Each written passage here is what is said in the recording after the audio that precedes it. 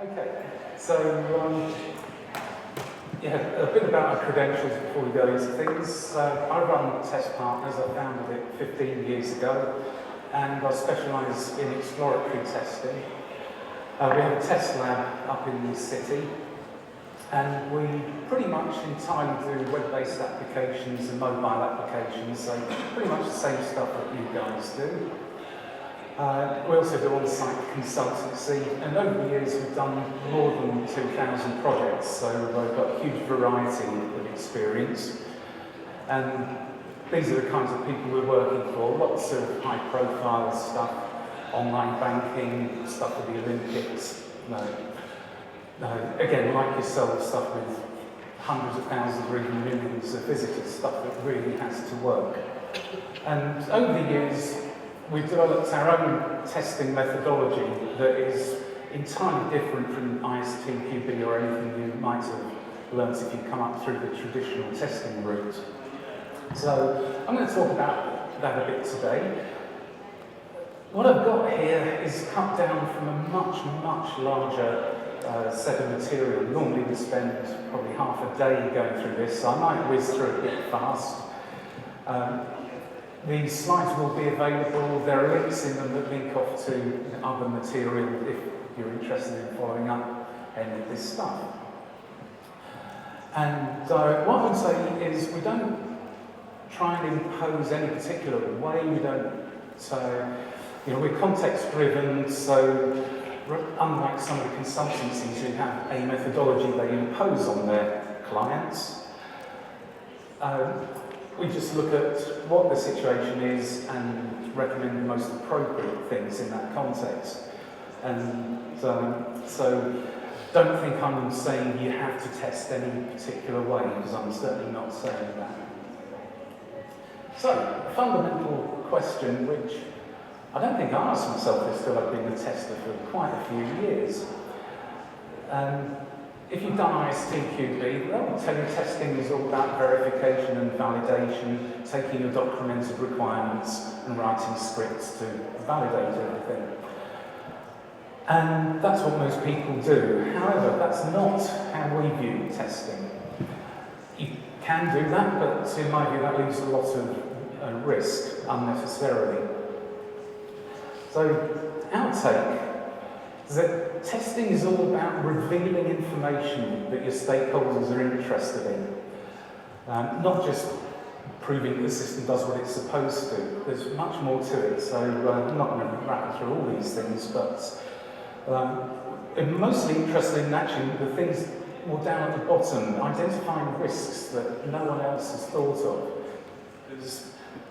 I think my microphone cut out there. Up until the software reaches the testers, everyone's focused on what the software is supposed to do. The business analysts are trying to gather up the requirements, the developers are trying to build that. And really the testers are the only people who are looking outside of that. And so the testers should be looking at what can people do to the software? What can the software do? Looking way beyond what it's supposed to do. And only by doing that will you cover off all of the risks, or a greater proportion of the risks. So testing is about asking questions. What if? How is it working? Why is it done that way? When you understand how the software works, and we're always looking into the front-end code to get in there and see how things work, then you can start to understand how might it not work. And then you might start to think of particular test conditions that will trigger faults that you can almost predict in advance. And yet, if you were taking a black box approach, you may never think of doing those sorts of tests. In a sense, during the test period, whatever it is, a few days, a few weeks, we're trying to do everything that every user is going to do for the whole life of the application. And we've got to do all that accelerated testing crammed into a really short period.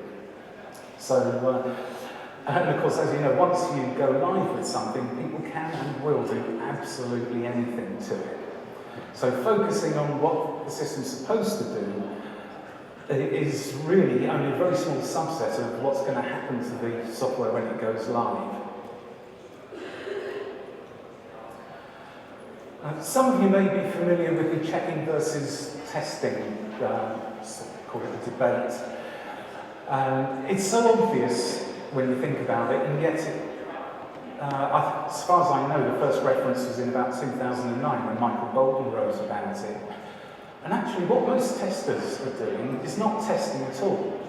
They're checking.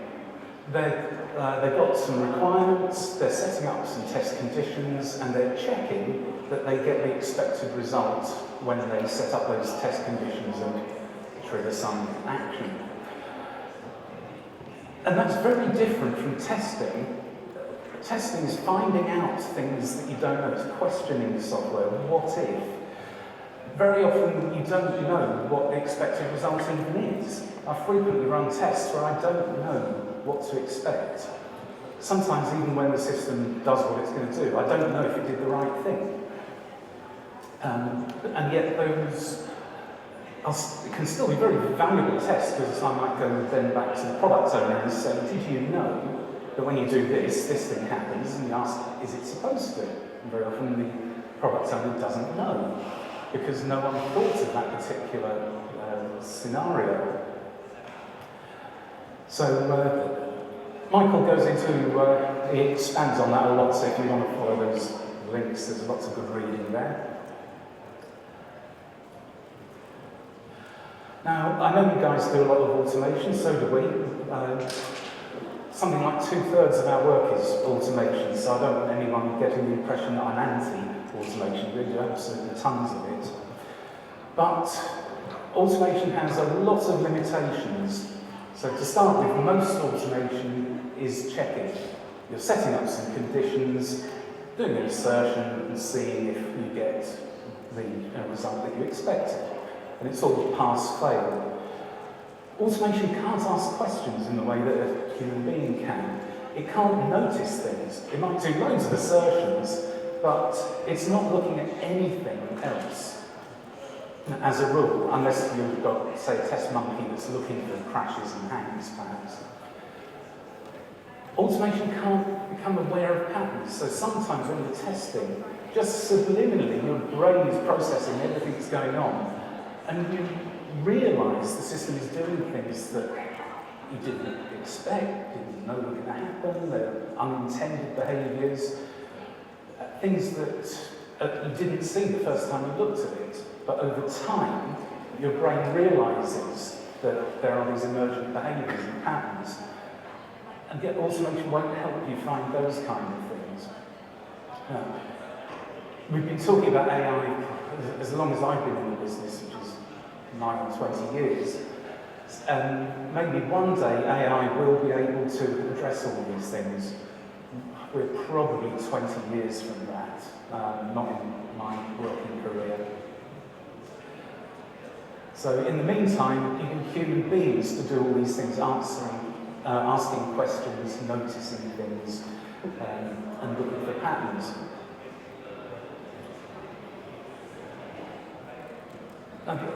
This seems very obvious when you think about it, and yet I see people ignoring this in practice. That different types of testing will find different types of bugs. And I think the reason people ignore this is for expediency. So very often I see teams building lots of unit tests and integration tests and automated tests. And they stop there because to start automating more end-to-end tests takes too long. And so they just don't do it, and they persuade themselves that they've got it all covered. The unit and integration tests are enough. Perhaps they're exercising every line of code, therefore, job done. But actually, you need to do end-to-end system-level tests to pick up system-level bugs that don't occur at the more sort of the unit level or sort of lower level modules. So And I find this a little bit frustrating, as do the developers, because there's a tension there when we say, well, actually, you need to automate end-to-end through the UI sometimes. And they say, yeah, but that would take 10 seconds per test. And I say, well, you don't have to do it, but be aware, if you don't, there's this risk. And testing is all about risk and value and the balance between them. So if you don't do some kind of testing, your risk goes up. You want to reduce your risk, you have to do more testing. And it's all about finding that balance.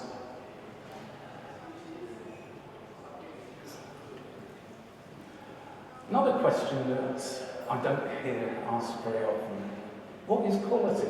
We all know what quality is, and yet when you try and express it, it can be really difficult. Yeah, obviously, it's the absence of bugs, but is that really what it is? How do you measure it? What are the units of quality? If you're going to measure quality, it's got to have units. Is it in pounds, feet, whatever? And if you can't measure it, how do you manage it? And people seem to avoid this question quite a lot. Our view, it wasn't ours, but these clever guys came up with the concept. Quality is value to some person who matters. I've never come across a better definition, so that's the one that we work with. And it's subjective, and you can't measure it, and it's not a thing. Just as bugs are not things, they're relationships.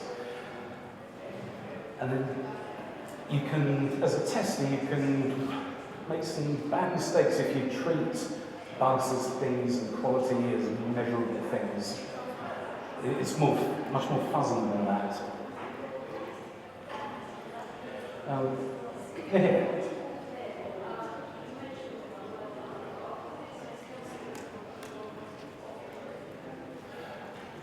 Right, who's responsible for the quality? That is a cultural issue, I think. It depends on the culture of your company, the development methodologies that you're using. Ultimately, who's going to get fired if it goes wrong? I think that person is going to have a particular interest. Obviously, in Agile, we say quality is everybody's concern, but some people will be more concerned than others. So there's no right answer to that, but it's important that everyone agrees in the team. Everyone knows and agrees who's responsible to what degree. And although we say in Agile, yeah, everyone's responsible, actually, if it all goes wrong, not everyone's going to get fired. Probably one person's going to get fired, probably the product owner. So if I was them, I would want to definitely be, to have a major sort of stake in that. So yeah, I've borrowed from Al Gore with this title, An Inconvenient Truth. There are a lot of these in testing. There are a lot of paradoxes in testing. You'll see this a few times. I might say one or two things that are a little controversial. You will launch with bugs. I know some companies like to have zero bug policies. I've worked with a few that tried that. It just doesn't work, it's madness. You will have bugs. You might not know about it, but they'll be there. And another one, and this is really where it comes from, you cannot know when you found the last bug. You might have tested for the last 3 weeks and not found any bugs. It doesn't mean there aren't any left. You can never know. And that leads to some difficult things. How do you know when to stop? Because anytime you stop, there's a risk there are more, but how many more? And the answer is we just have to live with the uncertainty. You cannot know. But, good news. You can launch whenever you want. I see people with having all kinds of rules around when they can launch. If you do ISTQB, they'll talk about exit criteria. You can only launch when there are no severity 1 bugs and fewer than 10 severity 2s, and all this nonsense. The fact is, you can launch whenever you like, because it's all about risk. The sooner you launch, there might be a competitive advantage in launching sooner with more bugs, but there's also more risk. Or you can test for longer and reduce your risk, but then you might get left behind in the market. So it's not a technical decision when you launch, it's a business decision. And it's not the tester's decision, or the developers. This is one for the product owner, even though they often try to palm it off onto other people. And testing is always incomplete. Testing is infinite. On any non-trivial system, you can test quite literally forever. If you've got any imagination, you can always think of more tests to do. So there's no such thing as complete testing. I hear that phrase used all the time. Clients wanting thorough testing, complete testing, total testing. It's all nonsense. If testing is infinite, which it is, by definition, we're only ever going to do about 0% of everything that can be done. It doesn't matter whether you test for weeks or months. Anything divided by infinity is naught. So there's just no point testing for another few hours or days or whatever. A lot of the time it makes almost no difference. Also, getting a bit controversial, there is always time enough to test.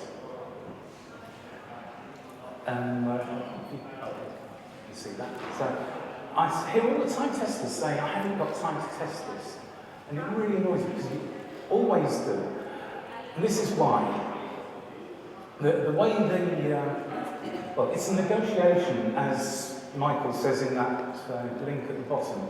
Test estimation is a negotiation. There's no science behind test estimation. I know people do all kinds of things, counting function points, counting lines of code, counting this, counting that, trying to estimate the testing. It's all nonsense. It really is as simple as this. You go to the product owner and you say, how much time have we got? And that's how long you've got. Your job as a tester is to do the most effective testing in that time, make the best use of the time you're given. So sometimes you have to jump through these hoops first, so you're asked to assess how long it's going to take. And all you're really doing is, whether you think about it in these terms or not, you are making a judgment about how much is enough testing. Given that testing is infinite and you can't do it all, you're making a balance like 2 days or a week is enough. And you go back to the product owner and you say, I want a week. He either says, yes, you've got a week, and all is good. Or he says, no, you've got 2 days. In which case you go away and you do the best you can in 2 days, and always give them a gap analysis. No matter how much time they're giving you, because by definition you can't test everything, it's your duty as testers to tell the stakeholders what the remaining risks are, what you didn't test, why, what the risks of that are. And it's up to the product owner to decide how much time to give you. And so just use that time and don't sweat. Because it doesn't matter if it gives you twice as much, 10 times as much. You can never finish. Oh, another controversy alert. This is fun. Oh yeah, never work unpaid overtime, ever. I don't allow it in my company.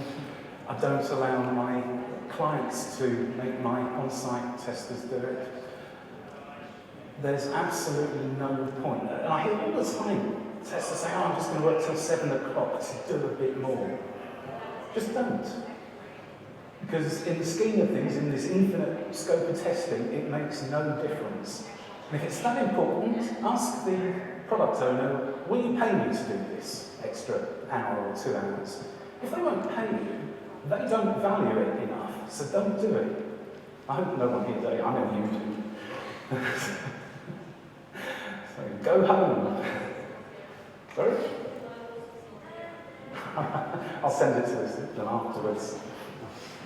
So I see testers everywhere getting bullied, working weekends, working nights to get get the testing done. It's always the phrase, we have to finish all the test cases. You don't. If the company values that enough, they'll pay you for it. So the only exception to that is if you're going to learn something. Actually, if you're getting good practice using a new tool or something, and it's benefiting you personally, okay, go for it. Otherwise, don't do it. So I'm not going to get invited back here again. So I think I've mentioned this one before. It's not the testers and developers' job to decide when to launch. Launching is a business decision. It comes from the product owner. You might have a more collaborative decision-making process, but it isn't ultimately a business decision, not a technical one. Metaphors, some of you might have come across, that I've found useful in explaining this to people. You imagine the project as a car. The developers are the engine making it go along. The product owner has got the accelerator, kicks it off, you decide whether to slow it down, you decide what direction it goes in. The tester's role is the headlights, showing what's ahead. Like if you steer this way, these things are going to happen. If you go that way, these things are going to happen. If you stop, these are the risks ahead of you. The testers don't control the direction, they don't control the brakes, the accelerator, and so on. And I found that metaphor, most people get it. What testers do is provide information to the project owner and the stakeholders to allow them to make good decisions about when to start, when to stop, and what direction to go. Which goes back to what I was saying at the beginning, that testing isn't just verifying the requirements are met. It's taking a much broader look at all of the risks and other information around the project. And a rough heuristic at the end, you launch when it's better to launch than not to launch. There's no magic thing about not launching with any severity 1 bugs or any of those sort of technical measures. One of the classic ones was when I was working for Harrods. One of the directors had already been fired because the new e-commerce site was 3 months late. The IT director took over and he said, "We're launching in 6 weeks." He said, "I don't care what state the system's in, that is the date we're launching." And because he said, "If we don't, I'm going to get fired." He said, "We can launch with 1,000 bugs, I don't care." And that's precisely what he did. It was a shocking state, but we launched with hundreds and hundreds of terrible open bugs because he would have got fired if he hadn't, because they were losing tens of thousands a day, every day this new site didn't launch. So there are frequently business decisions like that, or the chairman has announced to the city that there's going to be a new online service or whatever, or you need to launch to trigger a new funding round. So there are generally powerful business decisions behind it, not just technical ones. So, how do you know when to launch? Right. It's all about risk and value. And you can be absolutely anywhere on that curve that you want. So, if you're at the left-hand end, you don't have to do any testing at all. And in fact, in the mobile application world, I'd say probably 99.9% of mobile apps have zero professional testing. Someone builds the thing in their bedroom, launches it, and then they get bought for £1 billion by Facebook. So you don't have to test. Or at the other extreme, you can do tons and tons and tons of testing. You can reduce your risk rate way down. That curve never goes to zero. As far as you go, it never goes to zero. Obviously, it's into diminishing returns here. Every type of testing you do takes you more to the right, reduces your risk, but only so much. And there comes a point where doing more automated tests just doesn't reduce your risk anymore. You need to do a different type of testing. So you might do some exploratory testing that reduces your risk some more. But then you reach the diminishing returns on that. So you might then get a test monkey, or you might do user testing, other types of things, load testing, accessibility. All of these move you down the curve to the right. They increase the value because you're verifying that things work. You're reducing risk, but you're delaying your time to market and you're increasing your costs. And it's the job of the product owner to decide where on this curve you should be. And so I've certainly seen some markets where it was absolutely the right thing to be at the very left-hand end, because basically whoever got to market first was going to take the whole market. Number two might have a better product. We were in a Sky versus BSB. BSB was a much better technical product, but Sky released a crappy product to market first, took the market, and BSB died. And that's a fairly extreme example. There are not too many of those markets, but I've certainly had clients who've been on the wrong end of that, taking too long with their testing. So again, it's not a technical thing. It's all about risk and value and business decisions. So this is why it's not up to the testers and developers. Okay, what are requirements? Again, the question doesn't get asked terribly often. Everything is the model. The requirements are what they are. What the actual requirements are what they are, and you cannot sort of encapsulate them. Everything you try and do, you're creating a model. So when you document your requirements, that is a model of the actual requirements. So the documented requirements are not the requirements. And then the user's expectations are a different model of the actual requirements. What the developers build, the actual software they build, is a model of the documented requirements, and so it goes on. If your testers write scripts, that's another model of the documentation. And in the ideal world, all of those models would exactly overlap each other. And of course, in the real world, they don't. And George Box's thing you might well be familiar with, all models are wrong, but some are useful. So the way I represent this, I've got another one of these. Oh yeah, I've already said that one. And yeah, I should mention tacit requirements, because actually people have written books on tacit requirements. There are so many things that we take for granted that no one ever documents. We just know that. I doubt if your product owner or whoever writes your specs says this website will be written in English, because everyone knows it's going to be in English.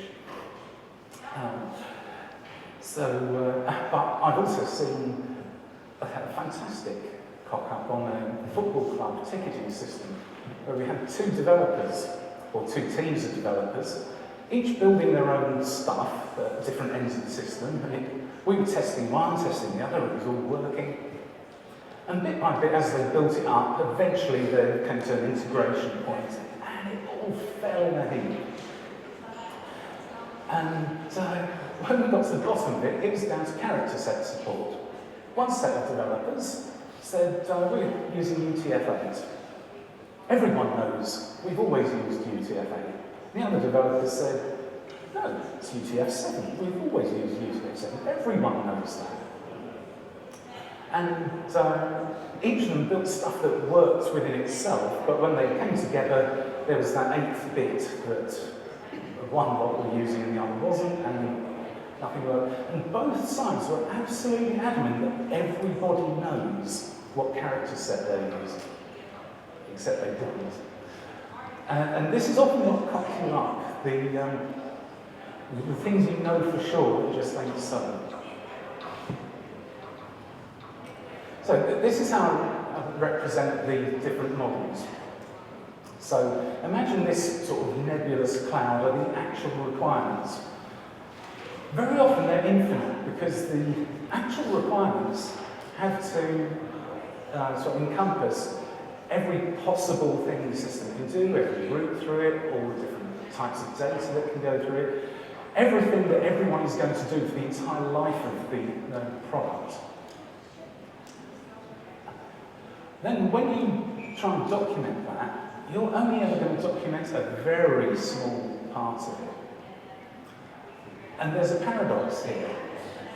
And I've seen companies go through cycles of this where they're relying on the tacit knowledge to cover off everything outside the documented requirements, because developers know when you give them some documentation, they don't just build what you wrote.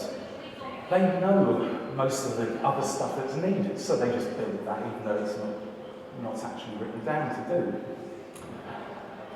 But stuff falls through the gaps, mistakes are made, bugs occur, so companies are sometimes tempted to write more thorough documentation.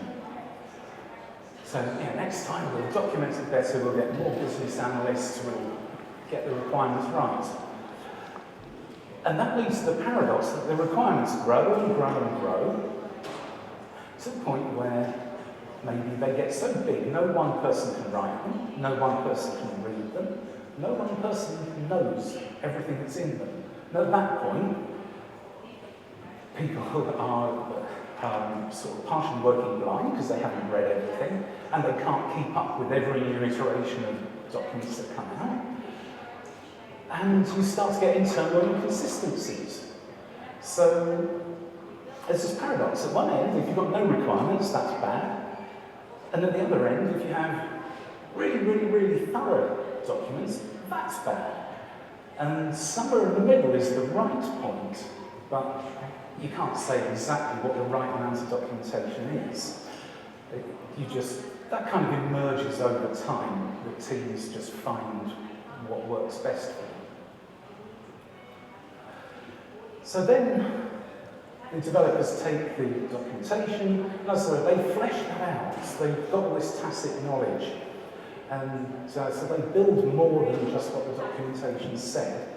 But typically, they don't cover absolutely everything the system needs to do. And that little red area in the middle is where they actually didn't even cover off everything that was documented for them to do. There's always a bit of that. These are all bugs. And so you will get bugs both within the documented area and, more importantly, all outside that.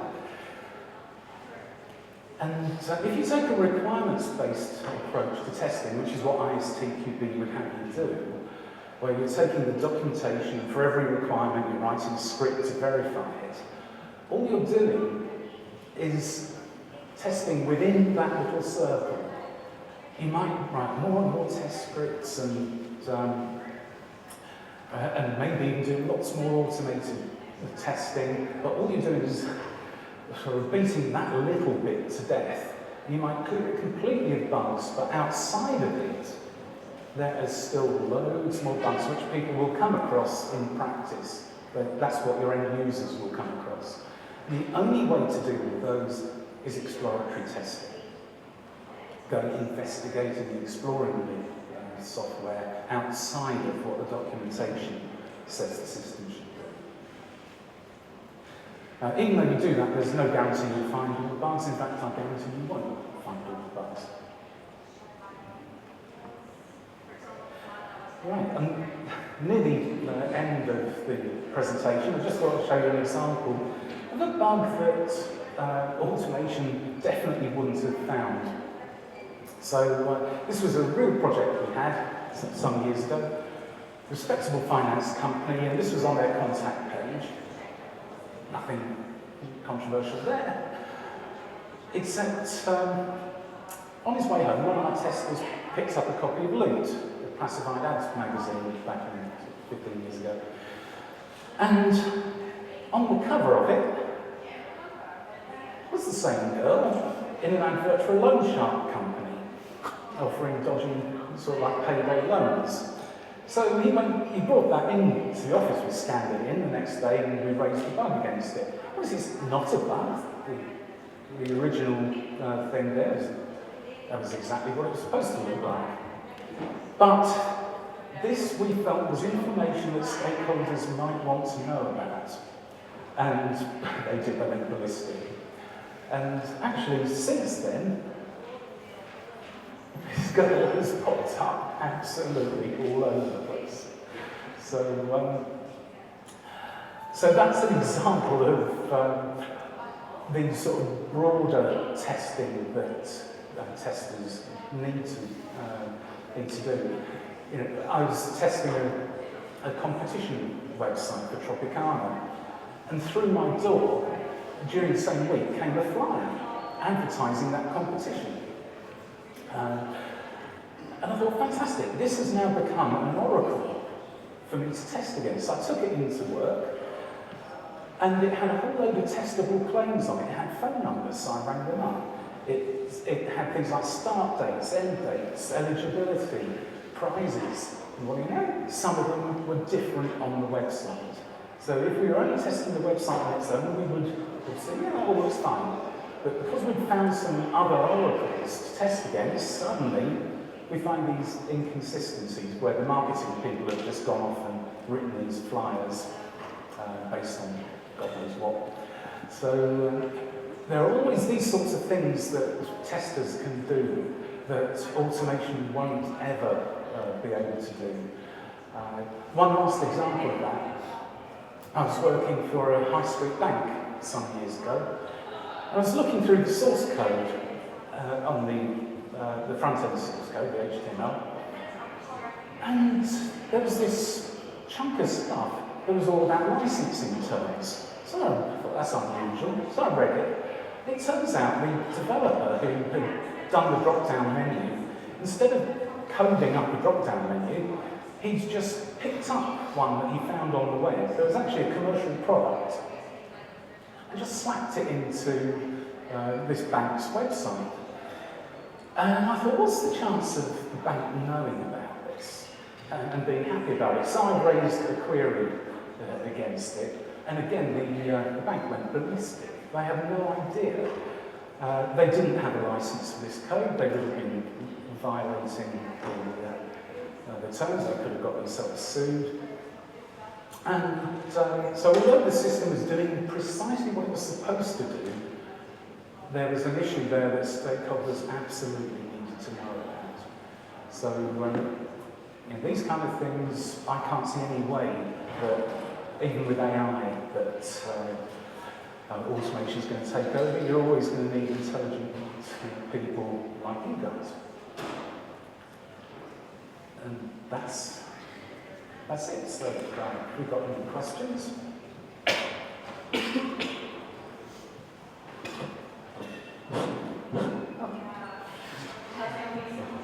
Thank you very much for the talk. This was amazing. I just want to ask you one question that I keep hearing from some people, even in the senior management people, and then they think that they can automate everything. So what would you do if somebody approached you with asking that you can ask you to do automating everything? The straight answer to that is yeah, you can automate everything that can be automated. You absolutely can. But to go back to that risk curve, you'll be quite some way up to the left-hand end of that risk curve. You don't have to do any manual testing at all, as I said. You don't have to do any testing. So, in one sense, yeah, they can go right ahead and just rely on automation. But they need to be made aware that they'll be incurring a lot more risk than if they were doing other types of testing as well.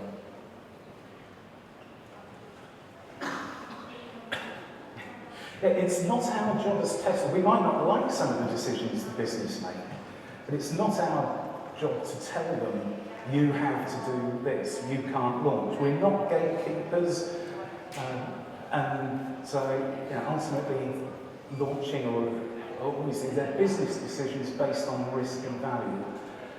You need to inform the management about this because they're probably not aware. It's your responsibility to make it clear, but after that, it's entirely up to them what they do. Any questions?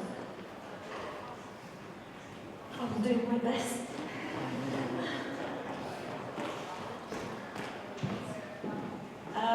A lot of the big companies like Facebook and Google are getting rid of all testers because they think developers can test their own features. What's your opinion on that? Similar thing, although they are a special case. So, in both of their cases, it doesn't matter if their software works or not. Google in particular makes some pretty rotten software. Some of the stuff's good, some of it's atrocious. The Google Docs stuff's awful. But it's all to do with context. So it absolutely doesn't matter if all of Facebook doesn't work. Who cares? And in their case, what is important is getting new features to market before other social networks do.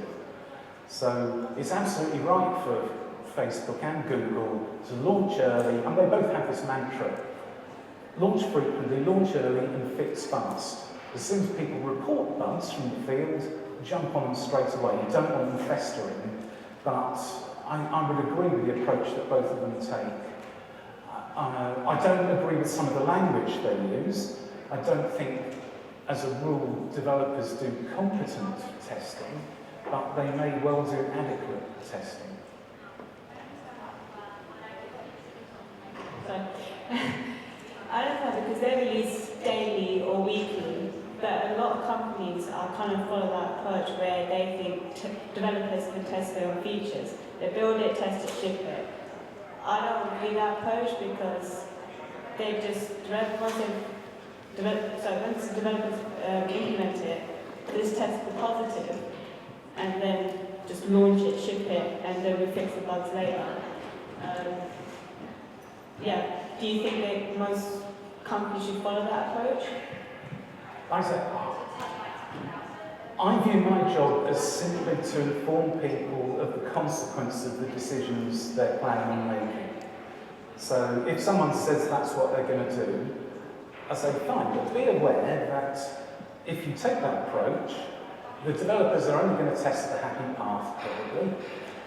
And very often, if you take, say, a user flow through a system, it's always very linear. You know, with your site, it might be land on the home page, navigate to a category, then a product, put something in the basket, check out, payment, finish. And it's always drawn out as a linear thing. Really, nobody does that. It's about the one thing that no user will do. That they'll come in from the search engine, land in the middle of the site, do a search, go all over the place, put things in the basket, take them out, let the session expire, come back later, restart on a different device.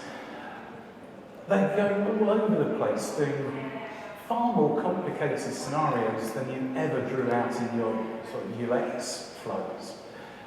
And the developers won't be testing that at all. Even testers can only test that to a relatively small extent because there are an infinite number of paths through a system.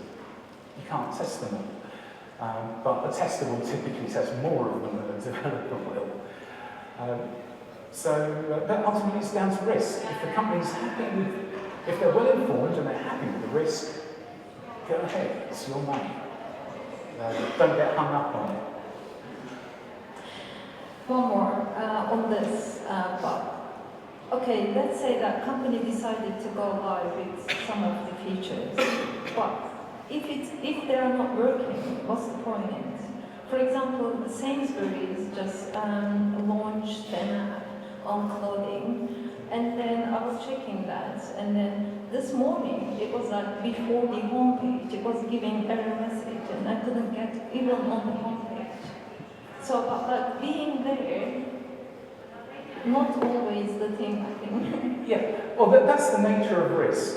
That just because something is a high risk doesn't mean it's going to fail.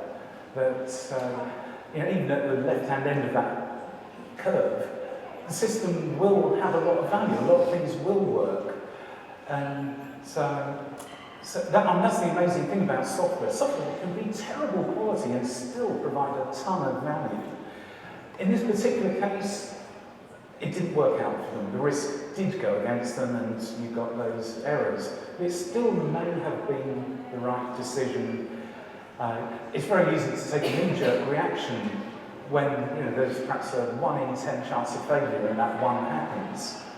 There can be a knee-jerk reaction, we've got to do more thorough requirements gathering, more thorough testing, more automation, more of this. Actually, if you take a cool head, maybe the best thing is just not to change anything. But that was probability. The next 9 times it would probably be absolutely fine. So I wouldn't read too much into that one instance. Now, if it keeps happening, then you've perhaps got a more systemic error or a problem that people are not assessing the risk adequately. But you can't read too much into one failure like that.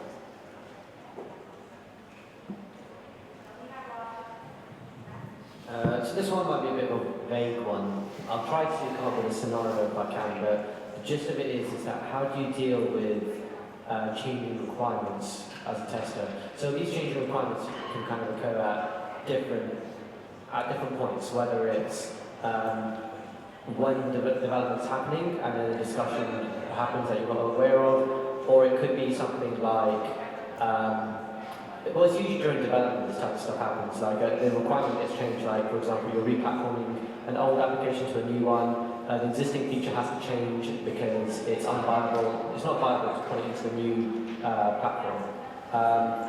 But how do you go about minimizing risks with changing requirements? What are the different techniques you can do? Right, that happens to us a lot because most of our work we're not embedded in the development teams like you guys are. We're in our test lab, so we're kind of out of sight, out of mind, and people do change things, they change requirements, they forget to tell us. So it's one of the advantages of exploratory testing is that because you're not investing a lot of effort into writing test scripts and stuff like that, you're have I got the sound up? Oh, back again. You're very sort of agile with a little a, that you can adapt to changing circumstances very rapidly. We also do things to give ourselves the best chance of finding out if things have changed. So, for instance, with a website, we might continuously run link checkers that are just spidering the site, and we'll compare lists of links from one day to the next, and suddenly you find a whole load of new stuff's appeared or disappeared or changed. We often take screenshots of everything, or recently I've been video recording everything I do, because I have a camera next to me recording all my monitors, because I typically work on perhaps 4 or 5 screens at the same time. And so by recording those things, keeping logs, note-taking is really important. We try and write detailed notes about what we're thinking, what we're planning, lots of timestamps in there that we can cross-reference against the timestamps on screenshots and event logs and things. So we try and give ourselves the best chance of identifying when stuff has changed. Ultimately, if the client hasn't told us about changes in the requirements, there's a limit to what we can find. All we can do is give ourselves a better chance. So, it is their responsibility to tell you. Is that a problem here, that they don't tell you of changing requirements? I'm not sure if it's a problem here, but I have definitely come across scenarios where things have changed, and maybe down to laziness or whatever, and it's not documented, it's not told. And I notice it happens more and more with smaller features. So when a lot of times in Agile people aim to deliver small iterations, that kind of reflects on the individual stories or work that they're doing. And as it gets smaller and smaller, you want to reduce the amount of time it takes to get it done, and sometimes that's reflected in the documentation. You want to document the changes and then move ahead with it. And I notice it happening more and more. So maybe it's something to do with Agile, where as you do smaller iterations, documentation becomes less of a priority. I mean, is that something that you agree with or can be addressed? I've certainly seen that. I mean, another thing with Agile is typically the product backlog, the items in there are written in quite a vague way, intentionally, because it gives the developers scope to tackle things in the most efficient way. But it also, that vagueness allows misinterpretations to come in, especially if one person develops something and someone else is doing maintenance on it. Then they may interpret the vague requirements differently than the first guy did. So I've definitely seen what you've seen. The context I've seen it more in is when we're into cycles of retesting.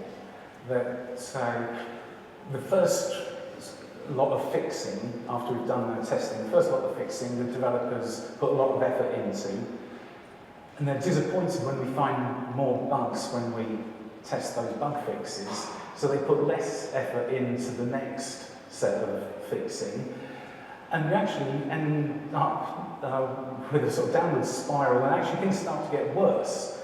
The quality sort of gets better and better and better, and perhaps you should have stopped, but you don't, because you're trying to get to 0 bugs. And because the developers are putting even less effort in each iteration, the quality starts to get worse and worse.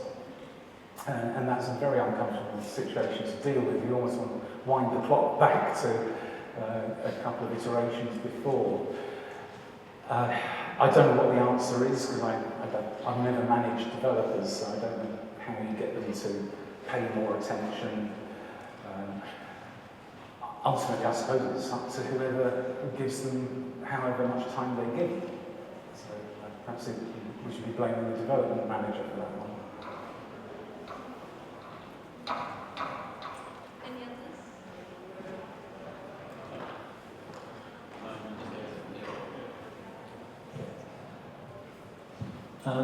How do you normally approach integration testing? Sorry, can you say that again? How do you normally approach integration testing? So checking that if you're building several different services, checking that they kind of interact with one another correctly. So it's really bad acoustic, I'm having trouble understanding. So we've had scenarios where we've built several services, separately, Right. and they've worked fine individually. But it's when we've actually started wiring them together that problems have emerged. Do you have any strategies for testing integration of services that way? That's not something that we do much of, because most of our testing is done through the front end. We generally don't have access to those back-end interfaces. Although I did recently see a talk by a guy who developed a product called YNAP that you may be familiar with. And it's a tool that helps you with mocking out services, so that you can test things thoroughly, but you can simulate all kinds of behaviours on the mocked interfaces. So you might simulate high latency or intermittency or something like that. So normally when you're using sort of stubs and drivers, it's all the best possible case. Like you send something and you get back exactly what you were supposed to. YNAP allows you to do more exploratory things, like what if I make a perfectly valid request and nothing happens, or it takes longer than it should do, or the wrong thing is returned. So it might be that using a tool like that to do deeper testing on each individual thing would help when you join them all together. Why not? Wire, W-I-R-E, mock. Why not? Okay, thanks.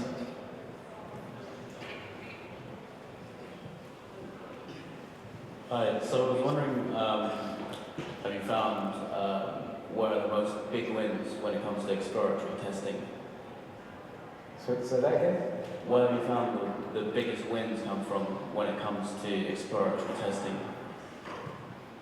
The biggest wins with exploratory testing.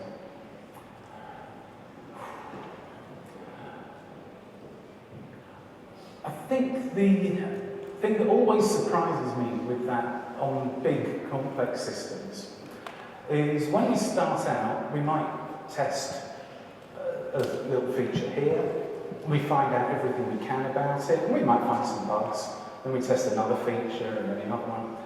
And after a while, it might be days or even weeks, suddenly all the things we've learned suddenly join together. And again, the brain is doing all this subliminally.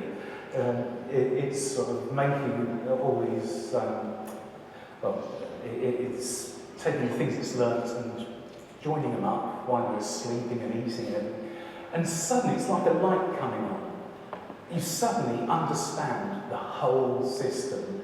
And I've had this happen to me so many times, and at that point, I think, my God, if I do this here and that there, this terrible thing's going to happen over there. And you almost don't even need to do it, because you just know it's going to happen. And you do it, and the terrible thing happens, you write up the bug, and the client comes back, or the developers, and they say, how on earth did you find that? And you say, well, I didn't find it, I predicted it. I knew it had to happen.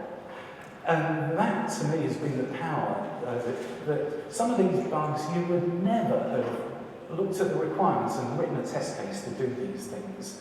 And I'm not talking about sort of edge cases, really weird behaviours. Some of these are perfectly reasonable user behaviours. And sometimes they have to occur over a period of time. There was one, what I tend to do mostly now, because I run the company, I don't do much day-to-day testing. All I do is fault investigations, when companies know that they have a problem and they can't find it. And so I go in and explore, and I've had a couple of really interesting systems that synchronise data. So you have a central server and everyone's remotely connecting, and when something changes it gets pushed out to all the users, and every now and then it synchronises the wrong way. So you write a document, hit synchronise, and it deletes it instead of uploading it to the server. And I've done 2 of those in the last year and found the cause both times. And both times it took about a week to get to the bottom of it. And it was a case of learning how all the different aspects of the system worked. I didn't know which things were going to be important. I just looked at, what's happening in the front end, how's it writing to the local SQL database, how's it writing to the server SQL database, what's happening at the protocol levels. And eventually, my brain suddenly worked it out. The answer just came in my head that, good God, this pattern's about if I do this thing within a certain time period of doing that thing, that's when it synchronises the wrong way and deletes all my data. And so in that case, it turned out not to be what the sequence of events was, but the timing of those events. So the clients had actually done exactly the same tests as I'd done, but because they didn't appreciate the importance of the timing, they didn't find the bug. And I think, to rewind a bit, what the clients had asked me to do was work out every possible sequence of events, execute them, because that way we would find the bug. And actually what I found, I proved them wrong. That it wasn't the sequence of events, it was the timing. And it was only the exploratory approach that found that. So that to me is the real power of it. Because when you're exploring, you're going through iterations of doing a test, design a test, execute it, get a result, and learn something. You take what you've learned, you design a more powerful test. after a number of iterations, you're able to think of tests that you could never have thought of at the beginning because you didn't have the knowledge from all those other cycles of learning. That's where the power comes from.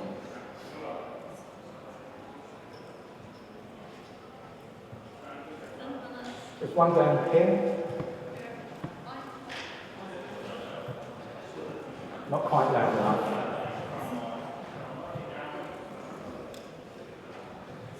How do you know what's enough testing?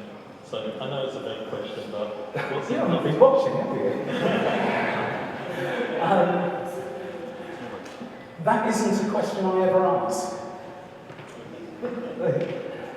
Because it's all down to how much, as an outsource company, it's how much do you want to pay?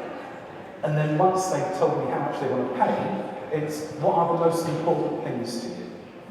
And we just start at the top, so when they run out of money, all I can say is we've done the most important things, and here are the remaining risks in the gap analysis. So we give them a list of bugs, we give them a test coverage document, we give them a gap analysis. And that's all that any tester should be doing, whether you're in-house or outside.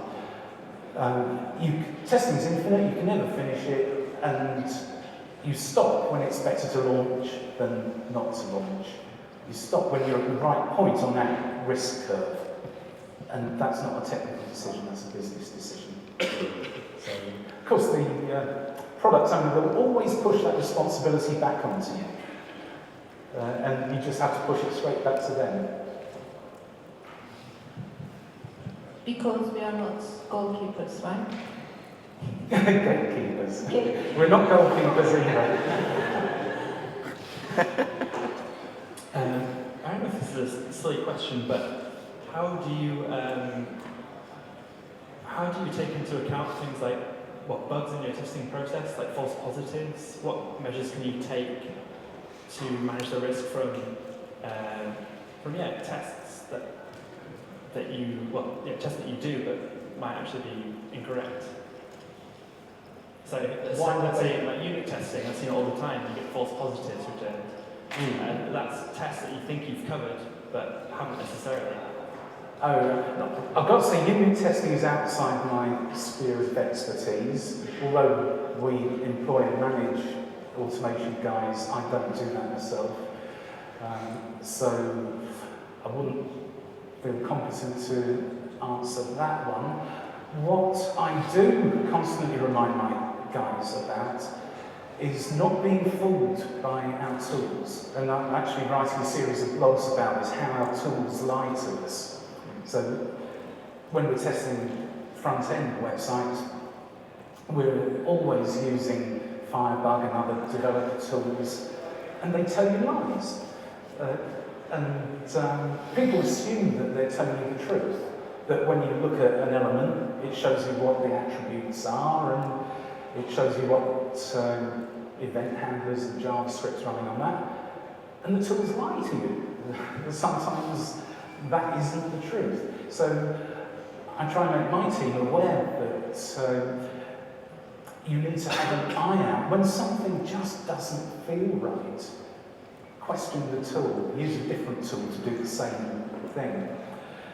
I don't think as manual testers we're as susceptible to false positives or false negatives as you would be in automation.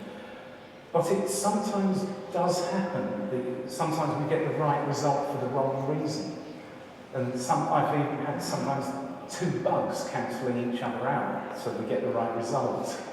And that's quite rare, but I've had it happen. Often there are, if you're taking a holistic view, not just looking at the one thing you're testing, taking a wider view, you actually see telltale signs that things aren't quite right. And I tell my guys, trust your senses, that your brain is doing all kinds of processing that you're not even aware of. If it flags up some things just a bit not right, look into that. There could well be something there. But I have no idea how that would translate to unit testing at all. Yeah, it wasn't just about unit testing, but just that answers my question.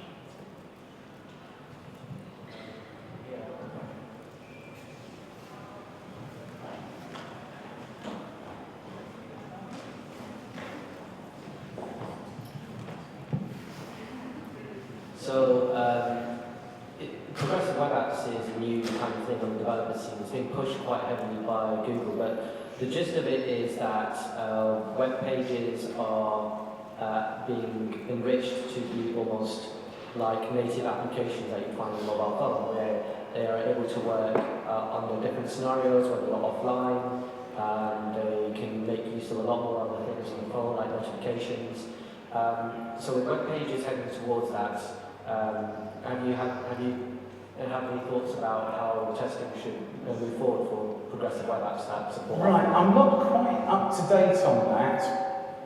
I have read stuff that Google has floated in the past, and I don't know if it's the same thing, but one of the things they were trying to push was actually almost dumping HTML and sort of transmitting binary blobs, a bit like Flash or Silverlight or Java applets, because then they're much more secure and it was easy to maintain state and all kinds of, it addressed a lot of the issues that we have with the web.